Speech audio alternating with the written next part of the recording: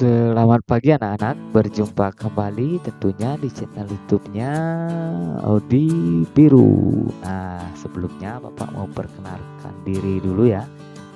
Karena seperti pepatah mengatakan tidak kenal maka tidak sayang. Nah, di sini nama Bapak Putu Odi Brita SPD, bisa dipanggil Bapak Putu dan juga bisa dipanggil Bapak Odi.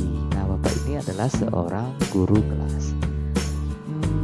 Anak-anak, apa kabar hari ini? Mudah-mudahan dalam keadaan sehat selalu ya anak-anak. Karena hari ini kita akan belajar bersama. Pembelajaran tematik tema 1 hidup rukun, kelas 2 subtema 1 pembelajaran 2. Sekarang simak pembelajarannya dengan baik ya anak-anak. Nah, sekarang anak-anak perhatikan, di sini ada Mutiara sedang membaca buku yang dibelikan oleh ayahnya. Nah, buku apakah yang dibaca Mutiara anak-anak? Buku yang dibaca di sana ada sampulnya berisi gambar burung Garuda. Nah, tentunya anak-anak sudah pernah tahu burung Garuda. Garuda Pancasila itu adalah lambang negara kita ya anak-anak, yaitu lambang negara Republik Indonesia. Nah, di dalam lambang Garuda ini terdapat juga perisai di bagian dada burung Garuda. Di sini ada 5 perisai ya anak-anak. Yang pertama itu adalah bintang, yang kedua itu adalah rantai, yang ketiga itu adalah pohon beringin, dan yang keempat itu adalah kepala banteng. Dan yang kelima atau yang terakhir itu adalah padi dan kapas. Nah, selanjutnya Pancasila itu berasal dari 2 kata, yaitu panca dan sila. Panca itu artinya 5, sila itu artinya dasar atau aturan ya anak-anak. Jadi Pancasila itu adalah artinya 5 dasar atau aturan di dalam negara Republik Indonesia. Nah, di sini di dalam gambar ini anak-anak, di sini di dalam perisai burung Garuda tadi menunjukkan masing-masing sila pada Pancasila ya anak-anak. Yang pertama itu ada bintang, yang dimana bunyinya yaitu ketuhanan yang Maha Esa. Yang kedua itu ada rantai, yang bunyinya kemanusiaan yang adil dan beradab.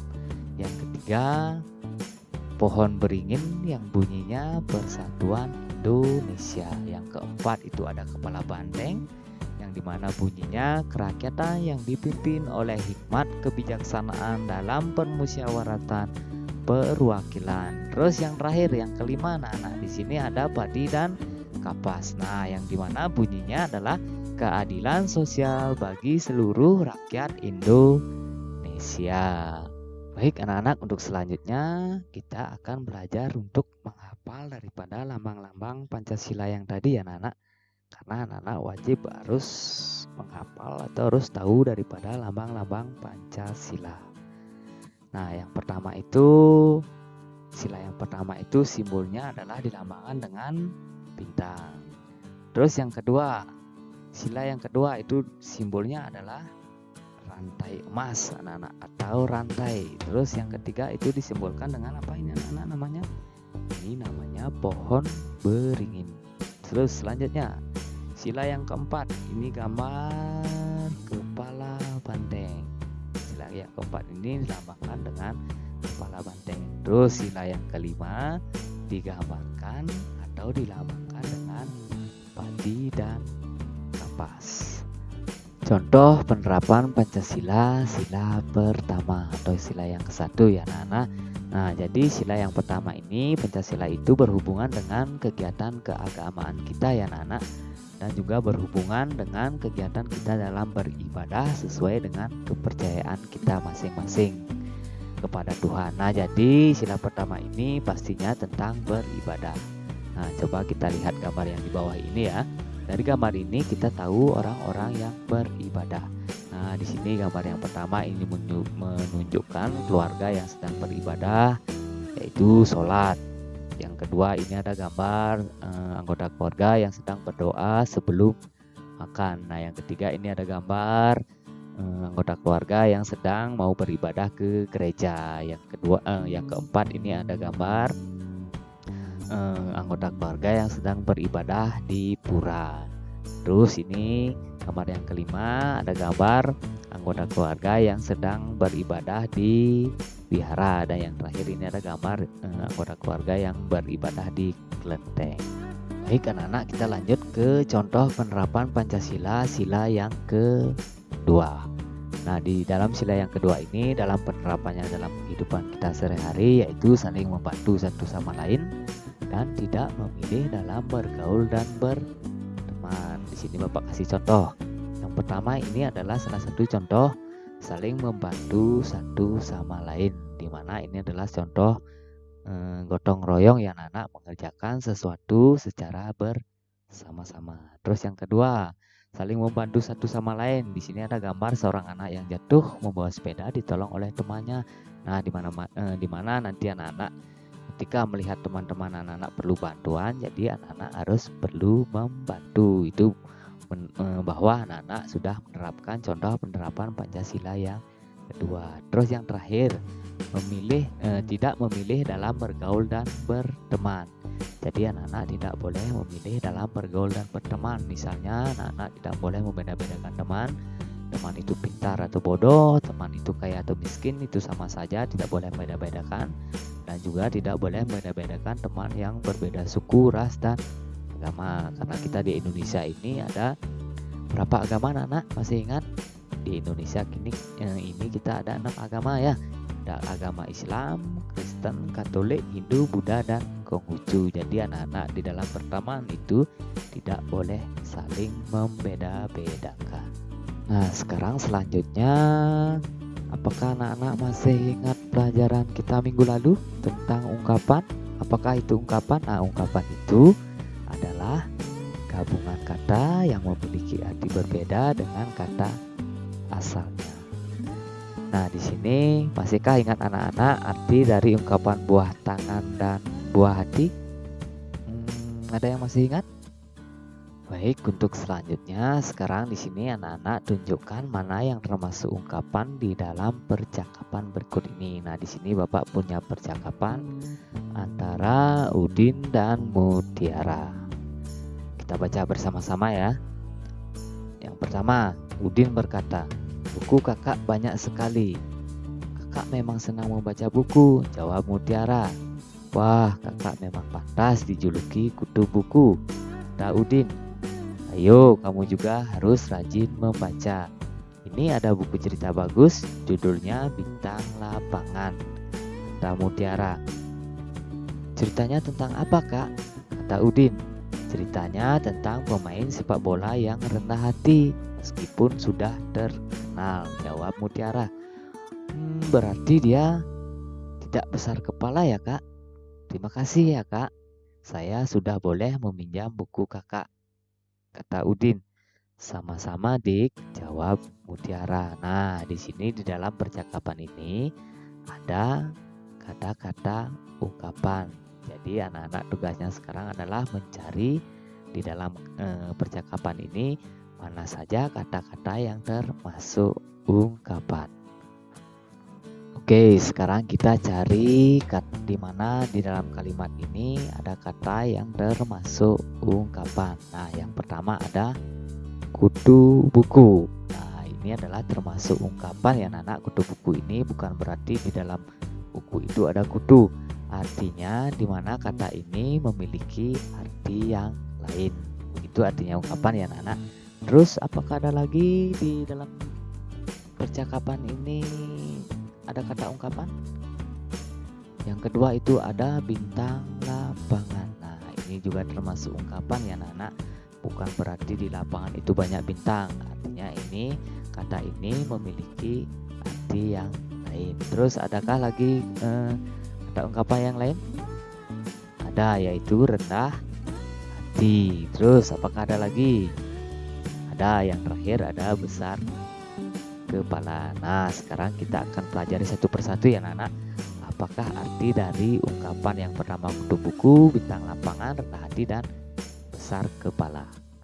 Nah, yang pertama itu ada tadi kutu buku. Kutu buku itu artinya orang yang suka membaca buku. Itu arti ungkapan kutu buku ya anak-anak, bukan berarti bukunya banyak kutunya, tidak ya. Artinya itu adalah orang yang suka membaca buku. Terus yang kedua ada bintang lapangan. Itu artinya pemain terbaik atau orang yang ahli di dalam olahraga. Misalnya di dalam permainan sepak bola, anak-anak itu adalah pemain yang terbaik, maka anak-anak akan dijuluki bintang lapangan. Terus yang ketiga ada rendah hati, artinya tidak sombong. Yang keempat itu tadi ada ungkapan besar kepala, artinya sombong, bukan berarti kepalanya yang besar ya anak-anak, tidak, tapi artinya besar kepala ini adalah sombong. Nah, sekarang di sini Bapak akan memberikan contoh kalimat dengan ungkapan kutu buku ya anak-anak. Nah, yang pertama itu ada kalimat Anton itu anak yang kutu buku. Nah, artinya di sini adalah Anton itu anak yang suka membaca buku. Terus lanjut, contoh yang berikutnya. Agus dipanggil si anak yang kutu buku. Jadi di sini artinya bahwa Agus itu dipanggil si anak yang suka membaca buku. Nah, selanjutnya contoh ungkapan dengan kalimat dengan kata bintang lapangan. Di sini Bapak akan buatkan contoh kalimat ya anak-anak. Sekarang anak-anak simak dengan baik-baik. Yang pertama itu misalnya contohnya Anton menjadi bintang lapangan sepak bola. Artinya di sini Anton itu menjadi pemain terbaik di dalam olahraga sepak bola. Selanjutnya, contoh yang selanjutnya, Agus menjadi bintang lapangan bola voli. Nah, di sini artinya bahwa Agus itu adalah menjadi pemain terbaik di dalam olahraga bola voli.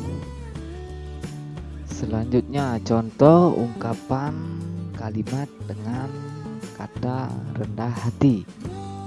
Contoh yang pertama, walaupun Anton juara kelas, ia tetap rendah hati. Itu artinya walaupun Anton juara kelas, ia tetap tidak sombong. Terus contoh yang kedua ada kalimat Agus itu orangnya rendah hati. Artinya itu Agus itu orang yang tidak sombong. Selanjutnya, contoh kalimat dengan ungkapan besar kepala. Contoh kalimat yang pertama, di sini Bapak punya contohnya. Anton juara kelas, namun ia besar kepala. Nah, di antara anak-anak ada yang tahu arti dari kalimat ini? Nah, artinya adalah Anton juara kelas, namun ia sombong. Terus lanjut. Contoh yang kedua, Agus itu orangnya besar kepala. Nah, artinya itu bahwa Agus itu adalah orang yang sombong. Nah, dalam percakapan tadi antara Udin dan Mutiara, anak-anak sudah menemukan berbagai macam ungkapan dan artinya. Di sana tadi ada kutu buku, ada bintang lapangan, ada rendah hati, dan ada besar kepala. Jadi dari percakapan ini anak-anak sekarang ada pertanyaan yang harus anak-anak jawab. Nah, yang pertama itu pertanyaannya adalah apakah arti ungkapan tersebut? Nah, jadi kita ingat-ingat lagi ya anak-anak. Yang pertama ada tadi kutu buku. Kutu buku itu adalah artinya sebutan untuk orang yang suka membaca buku. Yang kedua tadi ada bintang lapangan. Bintang lapangan itu ada artinya orang yang ahli dalam bidang olahraga. Terus yang ketiga tadi ada rendah hati, itu artinya tidak sombong. Terus yang terakhir, yang keempat itu tadi ada ungkapan besar kepala yang artinya sombong. Pertanyaan yang kedua, apakah Udin dan Mutiara saling menyayangi? Ya, Udin dan Mutiara saling menyayangi. Terus pertanyaan yang ketiga, bagian percakapan manakah yang menunjukkan mereka saling menyayangi? Nah, dari percakapan yang anak-anak baca tadi, manakah yang menunjukkan bahwa mereka itu saling menyayangi antara Udin dan Mutiara? Apakah di antara anak-anak ada yang tahu? Nah, tadi Mutiara meminjamkan buku kepada Udin, bahwa itu menunjukkan kasih sayang, bahwa mereka saling menyayangi. Terus pertanyaan yang keempat, pengamalan sila keberapakah yang ditunjukkan oleh Udin dan Mutiara? Nah, untuk saling menyayangi ini menunjukkan pengamalan sila yang kedua di dalam Pancasila ya anak-anak. Terus yang kelima, apakah kamu menyayangi kakak, adik, saudara, dan orang tuamu di rumah? Nah, Bapak yakin anak-anak pasti menyayangi kakak, adik, saudara, ataupun orang tua kalian di rumah. Terus pertanyaan yang terakhir, pertanyaan nomor 6 yang harus anak-anak jawab, yaitu tuliskan contoh pengalamanmu yang menunjukkan kamu menyayangi kakak, adik, saudara, dan orang tuamu di rumah. Nah, sekarang anak-anak tugasnya membuat contoh pengalaman di rumah yang menunjukkan bahwa anak-anak itu menyayangi keluarga di rumah. Nah, di sini akan Bapak kasih contoh, misalnya membantu ibumu menyapu. Misalnya itu adalah berarti anak-anak menyayangi ibu karena anak-anak sudah mau membantu ibu menyapu. Terus misalnya contoh anak-anak berbagi makanan kepada kakak dan adik, misalnya anak-anak punya kakak atau adik di rumah, anak-anak berbagi makanan, itu juga merupakan contoh rasa saling menyayangi. Nah, jadi demikian untuk pembelajaran kita hari ini ya anak-anak, di tema 1 hidup rukun, subtema 1 di pembelajaran 2. Dan sampai jumpa di pembelajaran berikutnya ya anak-anak, di tema 1 subtema 1 di pembelajaran 3. Mudah-mudahan anak-anak bisa mengerti untuk di pembelajaran hari ini. Sampai jumpa.